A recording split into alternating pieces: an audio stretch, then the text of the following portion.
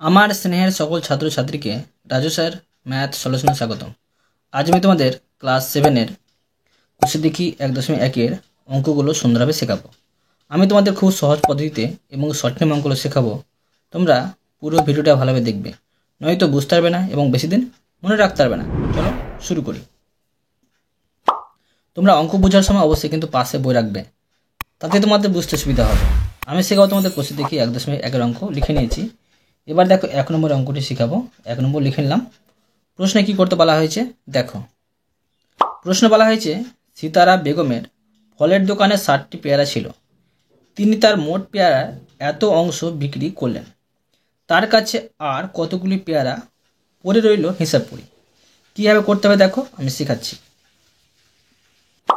তো দেখো, মোট পেয়ারা ছিল 60টি, আর 60টির 1/4 অংশ বিক্রি হয়েছে। তো লিখব 60টি পেয়ারার 1/4 অংশ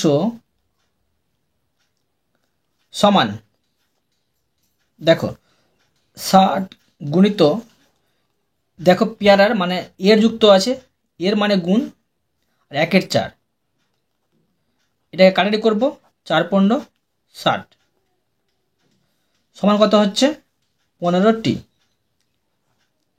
অতএব লিখে নেব, দেখো এটা কিন্তু বিক্রি হয়েছে, লিখব অতএব সিতারা বেগম বিক্রি করলেন, পেয়ারা বিক্রি করলেন কতটি, 15টি। এবার বের করব তার কাছে এখন আর কতগুলি পেয়ারা পড়ে রইল। দেখো অতএব তার কাছে এখন পেয়ারা পড়ে রইল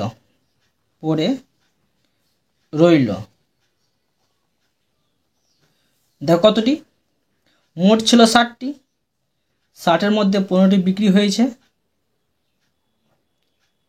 সমান 45টি। এটা সুন্দরভাবে হয়ে গেল। এরপরে দেখো 2 নম্বর দিয়ে দিলাম। দেখো প্রশ্নে কি করতে বলা হয়েছে। প্রশ্নে বলা হয়েছে মা আমাকে 60 টাকার 5/6 অংশ এবং দাদাকে 45 টাকার 7/9 অংশ দিয়েছেন। মা কাকে বেশি টাকা দিয়েছেন হিসেব করে দেখি। এই অঙ্কটা দেখো সুন্দরভাবে শেখাচ্ছি, তোমরা মন দিয়ে বোঝো। বের করে নিচ্ছি 60 টাকার 5/6 অংশ সমান কত। দেখো লিখব 60 টাকার 5/6 অংশ সমান, দেখো এর সাথে এর যুক্ত আছে, এর মানে কিন্তু গুণ চিহ্ন, তো লিখব 60 গুণ চিহ্ন 5/6। এটা কাটারি করে নেব, 6×10 = 60, তো দাঁড়াচ্ছে এটা 5×10 = 50 টাকা। ঠিক আছে, এটা হচ্ছে টাকা। এবার দেখো বের করব 45 টাকার 7/9 অংশ সমান কত টাকা। 45 টাকার 7/9 অংশ সমান 45, দেখো টাকার সাথে এর যুক্ত আছে, এর মানে গুণ চিহ্ন, তো 7/9 কাটাটি করে নেব। কাটাকুটি কোনা কোনা যায়, কোনা কিংবা উপর নিচে যায়, উপরে উপরে আর নিচে নিচে কোনো সময় যায় না, তোমরা রাখবে। তো 5×9 = 45। এবার দেখো সমান কত হচ্ছে 5×7 = 35 টাকা। তো এখন দেখো কি বোঝা যাচ্ছে, যে মা আমাদের দিয়েছেন 50 টাকা আর 35 টাকা, আমাকে দিয়েছে 50 টাকা, দাদাকে দিয়েছে 35 টাকা। লিখে নেব, দেখো অতএব মা আমাকে দিয়েছেন 50 টাকা এবং দাদাকে দিয়েছেন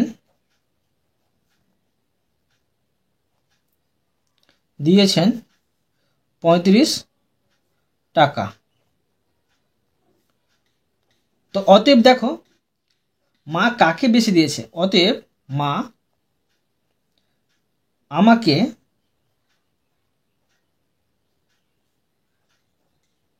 বেশি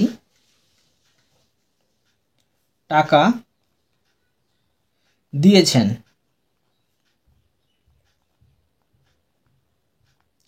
বুঝতে পারলে? এবার দেখো 3 নম্বর দিয়ে দিলাম। দেখো প্রশ্নে কি করতে বলা হয়েছে। প্রশ্নে বলা হয়েছে গণেশবাবু 3 দিনে একটি কাজের যথাক্রমে 3/14, 4/7 ও 1/21 অংশ শেষ করেছেন। তিনি 3 দিনে মোট কত অংশ কাজ শেষ করেছেন ও এখন কত অংশ কাজ বাকি আছে হিসাব করে। এখানে দেখো লিখতে পারি ধরি মোট কাজের অংশ সমান হচ্ছে 1, ঠিক আছে, আর এগুলো যোগ করে নেব আর মোট থেকে বিয়োগ করে নেব। দেখো লিখব ধরি মোট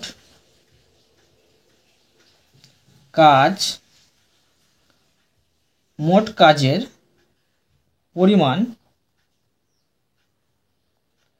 সমান 1 অংশ। এবার দেখো মানে কত কাজ করেছে সেটি লিখে নেব। তো লিখব অতএব তিনি 3 দিনে মোট কাজ করেছেন সমান 3/14 যোগ করতে হবে 4/7 যোগ 1/21, এটা হচ্ছে অংশ। সমান দেখো এটিকে একসাথে যোগ করব। যোগ করার নিয়ম কি, যে হরগুলো লসাগু করতে হবে।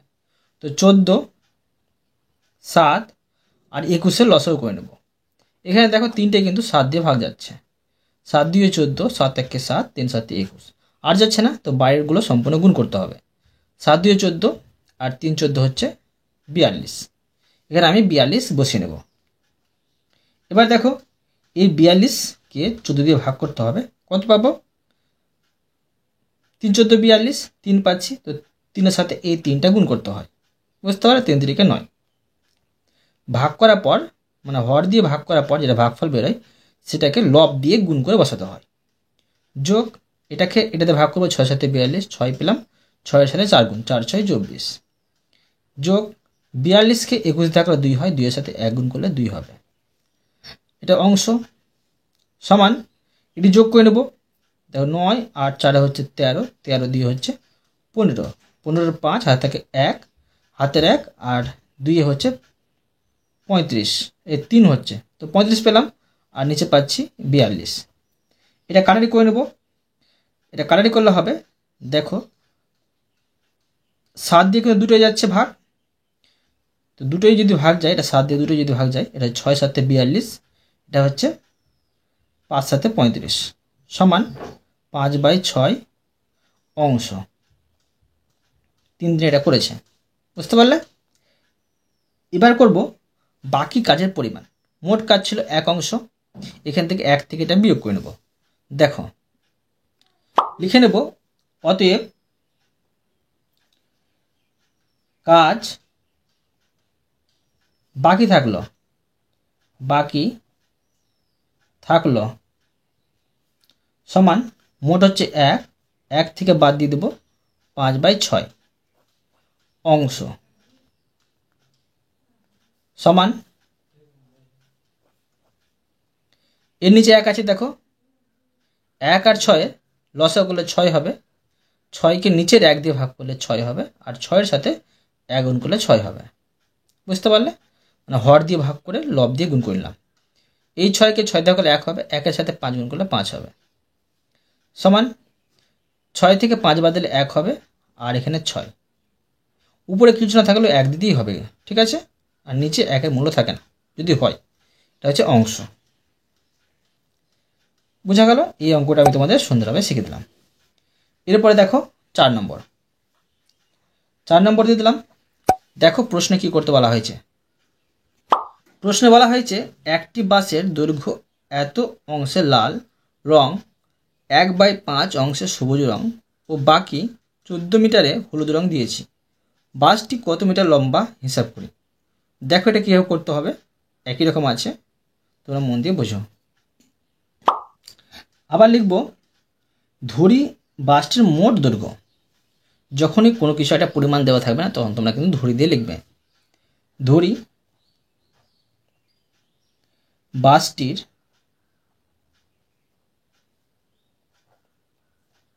মোট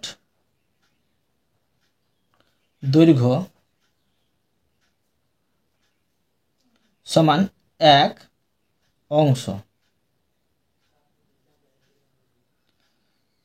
এবার দেখো যে যেগুলো রং করা হয়েছে সেগুলো কিন্তু যোগ করে নেব। যোগ করব যে মোট রং করা হয়েছে,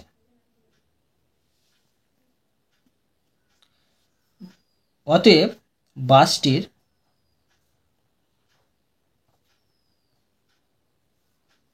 মোট অংশ রং করা হয়েছে, বাসটির মোট অংশ রং করা হয়েছে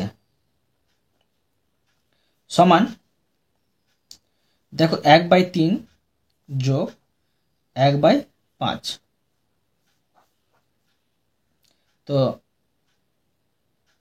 এখানে অংশ লিখতে পারি, না লিখতে পারি, এখানে অংশ লিখেছি। ধরো অংশটা এখান থেকে কাটিয়ে দিলাম আমি, আর এখানে লিখে দিলাম বাসটি মোট রং করা হয়েছে এত অংশ সমান, এখানে দাগ টানলাম, এটাকে যোগ করব। 3 আর 5 লসাগু যায় না, তো 3 আর 5 গুণ করে নিতে হয়।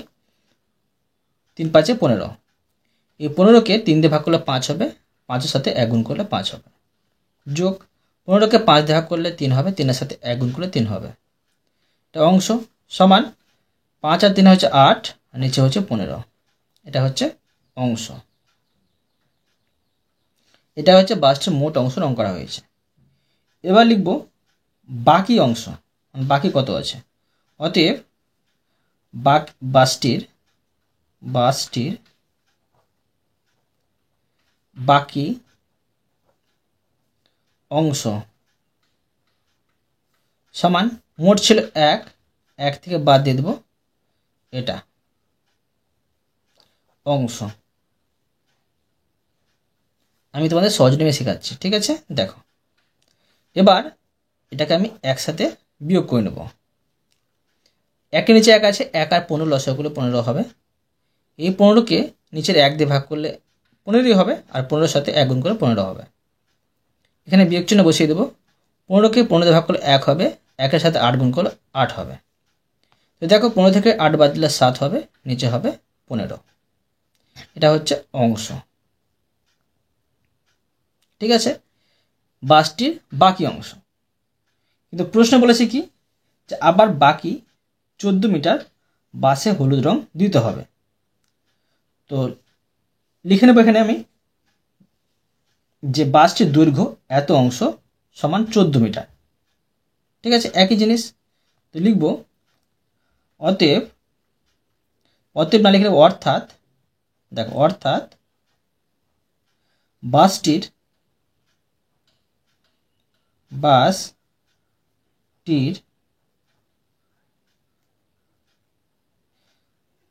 এত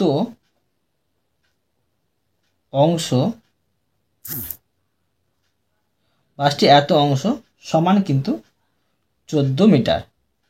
এটা হচ্ছে প্রশ্ন অনুযায়ী, ঠিক আছে? এবার দেখো বাসের দৈর্ঘ্য 1 অংশ মানে বাসটির মোট দৈর্ঘ্য। তো অতএব লিখব বাসটির টির মোট দৈর্ঘ্য সমান, এই 14কে ভাগ করতে হবে 7/15 দিয়ে, তবে কিন্তু বেড়ে যাবে, এটা হবে মিটার। সমান 14 গুণ চিহ্ন, এটা উল্টে দেবো, উপরে যাবে 15 আর নিচে হবে 7। এটা কাটাটি করে নেব, 7 দিয়ে 14, তো সমান 15 দিয়ে হচ্ছে 30, এটা হচ্ছে মিটার। বুঝতে পারলে? এবার দেখো 5 নম্বর। 5 নম্বর দিয়ে দিলাম।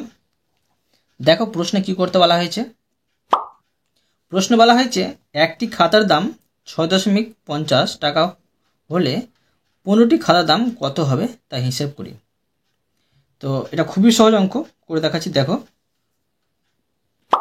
প্রশ্নে বলেছে একটি খাতার দাম এত টাকা, এইভাবে করতে পারি। দেখো একটি খাতার দাম 6.50 মানে 6.50 টাকা। তো কি হবে দেখো, 15টি খাতার দাম কত, মানে গুণ করতে হবে। 6.50 মানে 6.50 গুণ চিহ্ন 15 টাকা। 6.50কে 15 দিয়ে গুণ করলে হবে 97.50 টাকা। বুঝা গেল? এটা সহজে কিন্তু হয়ে গেল। এরপরে দেখো 6 নম্বর। 6 নম্বর দিয়ে দিলাম। দেখো প্রশ্নে কি করতে বলা হয়েছে। প্রশ্নে বলা হয়েছে একটি বাক্সে 12টি চিনির প্যাকেট আছে, প্রতিটি প্যাকেটের ওজন 2.84 কিগ্রা। বাক্স এবং প্যাকেটগুলির মোট ওজন 36 কিগ্রা হলে হিসেব করে দেখি বাক্সটির ওজন কত হবে। দেখো এই অঙ্কটা কীভাবে করতে হবে, একটু কঠিন আছে, তোমরা মন দিয়ে বোঝো। লিখব একটি চিনির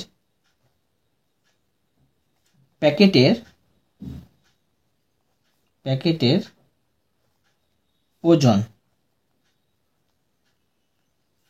সমান 2.84 কিগ্রা।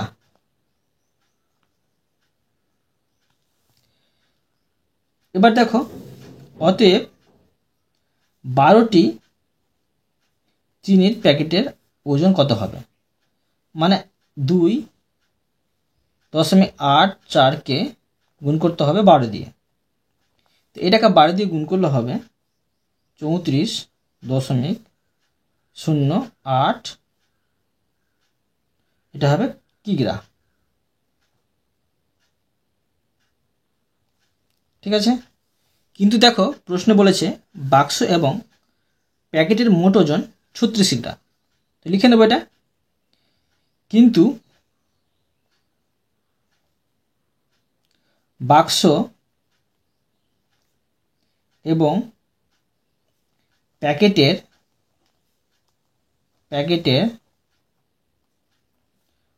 মোট ওজন সমান 36 কিগ্রা। তবে শুধু বাক্সটির ওজন কত হবে, অতএব বাক্সটির ওজন হবে, বাক্সটির ওজন হবে সমান মোট কত ছিল 36 কিগ্রা। আর এখানে দেখো যে 12টি প্যাকেটের ওজন হয়েছিল 34.08 কিগ্রা, এটা কিন্তু বাদ দিয়ে দেবো, 34.08 কিগ্রাটা বাদ দিয়ে দেবো। তো কত হবে বিয়োগ করে নেব, 1.92 কিগ্রা। বুঝা গেল? এটা আমি তোমাদের সুন্দরভাবে শিখে দিলাম। এরপরে দেখো 7 নম্বর। 7 নম্বর দিয়ে দিলাম। দেখো প্রশ্নে কি করতে বলা হয়েছে। প্রশ্নে বলেছে 1 বস্তা চালের পরিমাণের 0.75 অংশের দাম 1800 টাকা হলে তার 0.15 অংশের দাম কত। এটাও করে দেখাচ্ছি সুন্দরভাবে। দেখো এগুলো অঙ্ক আছে, এটা হচ্ছে ঐকিক নিয়মের অঙ্ক। দেখো লিখব 0.75 অংশ চালের দাম 1800 টাকা। তো এক অংশ, দেখো এক অংশ চালের দাম বাড়বে না কমবে? যদি কমে তো ভাগ করতে হয়, আর বাড়লে গুণ করতে হয়। যেটা সংখ্যা থাকবে সেটা সংখ্যা কিন্তু আগে লিখে নেবে। গুণ করলেও লিখে নেবে আগে, ভাগ করলেও লিখে নেবে আগে। যদি ভাগ করতে হয় তো নিচে বসাবে এই সংখ্যাটা, আর যদি গুণ করতে হয় পাশে বসাবে গুণ চিহ্ন দিয়ে। তো কী করতে হবে? কমবে, তো এখানে আমি নিচে বসিয়ে দিলাম এটাকে 0.75কে। ঠিক আছে, টাকা। এবার দেখো 0.15 অংশ চালের দাম কত হবে। এবার এই একের তুলনায় অবশ্যই বাড়বে, ঠিক আছে কিনা? তো এখন লিখে নেব, এখানে এটা উপর লিখে নেব। আগে এটা লিখে নেব, যেটা এখানে আছে এটা অবশ্যই লিখে নেবে। এটা লিখে নেওয়ার পরে যদি এবার বাড়ে তো উপরে লিখবে, আর যদি কমে নিচে গুণচিহ্ন দিয়ে লিখবে। বাড়ছে অবশ্যই, তো উপরে আমি গুণচিহ্ন দিয়ে লিখে নেব 0.15। এবার দেখো এটা কীভাবে করছি আমি। প্রথমে করবে দশমিকগুলিকে উঠিয়ে নেবে। কীভাবে দশমিক উঠাতে হয় দেখো, তোমরা মন দিয়ে বুঝো। দশমিক ছাড়া সমস্ত সংখ্যা এখানে বসাবে। নিচে করবে দশমিক ছাড়া সমস্ত সংখ্যা এখানে কিন্তু বসাবে। এবার দেখো নিচে দশমিক উঠিয়েছি বলে উপরে আমাকে গুণ চিহ্ন দিতে হবে, আর দশমিকের জন্য 1 দিব। দশমিক পরে দুটি সংখ্যা আছে, এখানে আমি 2টি শূন্য দেব, 2টি শূন্য দিয়ে দিলাম। এবার দেখো উপরে দশমিক উঠেছি বলে নিচে গুণ চিহ্ন দেবো, আর দশমিকের জন্য 1 দিব। দশমিক পরে দুটো সংখ্যা ছিল, 2টো শূন্য দেবো। এখানে দেখো উপর নিচে কাটারি করে নেবো। দেখো উপরে 100 আছে, নিচে 100 আছে, কেটে দিলাম। এবার দেখো এই দুটো কেটে নেব। 5 15 কত হয়? 75 হয়। এখানে আমি 5 বসিয়ে দিলাম। এবার দেখো এটাকে আমি 5 দিয়ে ভাগ করে নেব। 5 দিয়ে ভাগ করলে হবে, দেখো 3 5 15, আর 5 6 30, আর একটি শূন্য। কত দাঁড়াচ্ছে? 360, মানে উপরে দাঁড়াচ্ছে শুধু 360, নিচে কিছু নেই। এটা হচ্ছে টাকা। তো পেয়ে গেলাম, অতএব এত অংশ চালের দাম হচ্ছে এত টাকা। ঠিক আছে, এবার দেখো 8 নম্বর। 8 নম্বর দিয়ে দিলাম। দেখো প্রশ্নে কি করতে বলা হয়েছে। প্রশ্নে বলেছে অনিতাদি তার জমির পরিমাণের অর্ধেকের এত অংশ নিজের ভাইকে দিয়েছে। তার মোট জমি অবশ্যই 1 হবে, ধরে দিয়ে লিখব। এবং বাকি জমি 3 ছেলেকে সমান ভাগে ভাগ করে দিলেন। প্রত্যেক ছেলে কত অংশ জমি পেল তা একটি চিত্রের সাহায্যে দেখায়। এটা দেখাতে হবে। করে দেখাচ্ছি, দেখো। তো দেখো প্রথমে আমি সমাধান করে নিচ্ছি, তারপরে চিত্র এঁকে দেখাচ্ছি, তোমরা মন দিয়ে বোঝো। লিখব ধরি মোট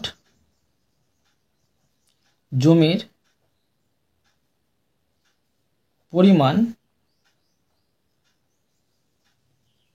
পরিমাণ সমান 1 অংশ। তো দেখো জমির পরিমাণের অর্ধেক সমান কত অংশ, দেখো লিখব অতএব জমির পরিমাণের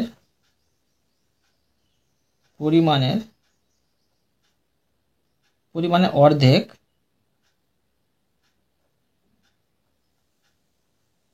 সমান 1/2 অংশ। এবার দেখো লিখব জমির পরিমাণের অর্ধেকের কত অংশ দিয়েছে সেটা লিখে নেব। লিখব জমির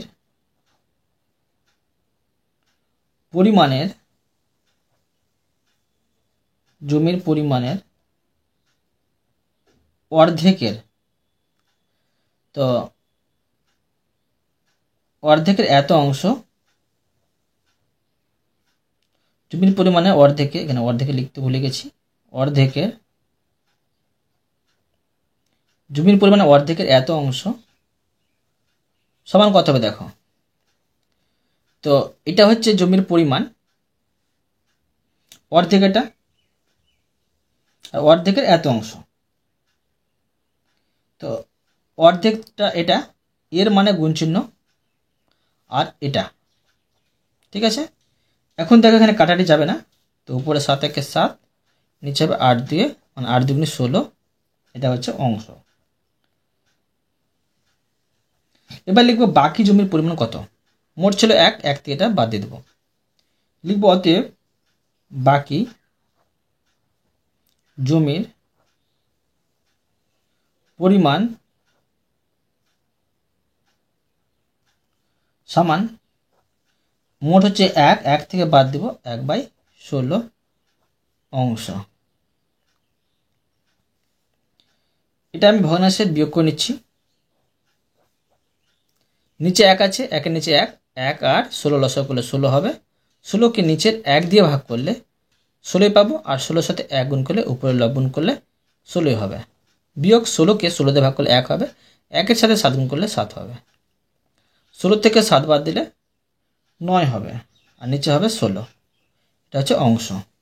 এবার দেখো প্রশ্ন বলেছে অনিতাদি তার মোট জমির এত অংশ তার 3 জন ছেলেমেয়ের মধ্যে সমানভাবে ভাগ করে দিলেন।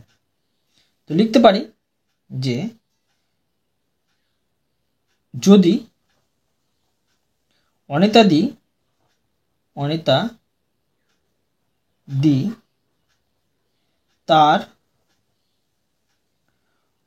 মোট জমি, এখন এটা মোট, হ্যাঁ, বা লিখতে পারি বাকি জমি, যদি অনিতা দি তার বাকি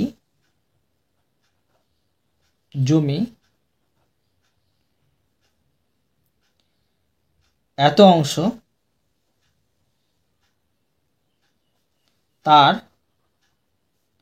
3 ছেলেদের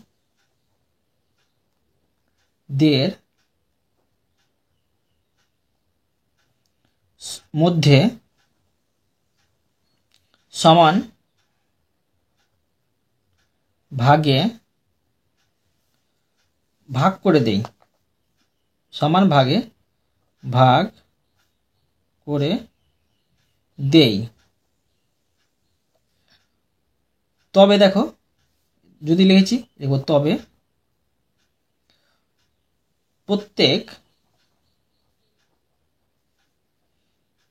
ছেলে জমি পাবে সমান, দেখো মোট জমি মানে বাকি জমি, এটা 9/16, একে ভাগ করতে হবে 3 দিয়ে,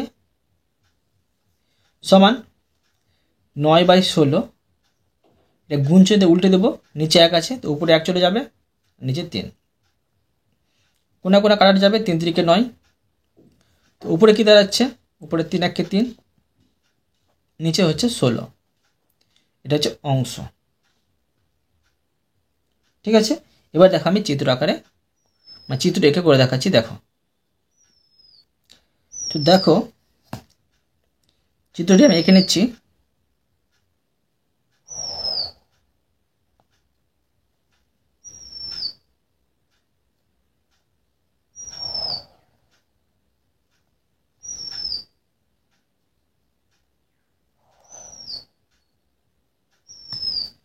আমাকে মোট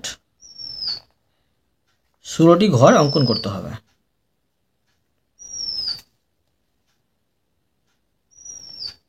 তো মাঝে একটি দাগ দিলাম, এবার মাঝে একটি দাগ দিলাম, আবার মাঝে একটি দাগ দিলাম, আবার দেখো এখানে মাঝে দাগ দিব, এবার এখানে মাঝে দাগ দিব,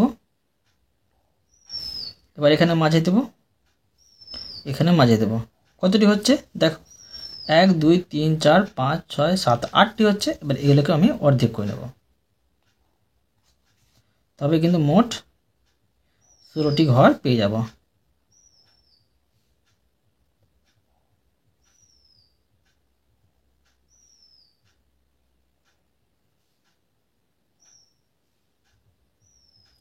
দেখো 16টি ঘর পেয়ে গেলাম। তো কি করতে হবে, তোমরা এইগুলোকে রং করে নেবে আর উপরে 3টেতে রং করে নেবে। তো আমি এইভাবে রং করলেও হবে, একবার গোল করে মানে চিহ্নিত করে নেবে, তবে কিন্তু বোঝা যাবে। বুঝতে পারলে? দেখো করে নিচ্ছি। দেখো 16টি ঘর আমি এখানে অঙ্কন নিয়েছি আর উপরে 3টি ঘর অঙ্কন নিয়েছি। তো চিত্র অঙ্কন করা হয়ে গেল। তো আমি তোমাদের আজকে এই পর্যন্ত অঙ্ক শেখালাম, বাকি অঙ্কগুলো পরে ভিডিওতে নিয়ে আসবো। আশা করি তোমরা প্রতিটি অঙ্ক ভালোভাবে বুঝতে পেরেছো। তবুও কোথাও যদি বুঝতে না পেরে থাকো আমাকে কমেন্ট বক্সে জানাবে, আমি তার জন্য ভিডিও নিয়ে আসবো বা অ্যান্সার দেওয়ার চেষ্টা করব। আর অবশ্যই তোমরা এই ভিডিওতে লাইক করে দেবে এবং পরবর্তী অঙ্কের জন্য চ্যানেলটিকে সাবস্ক্রাইব করে নেবে। ধন্যবাদ।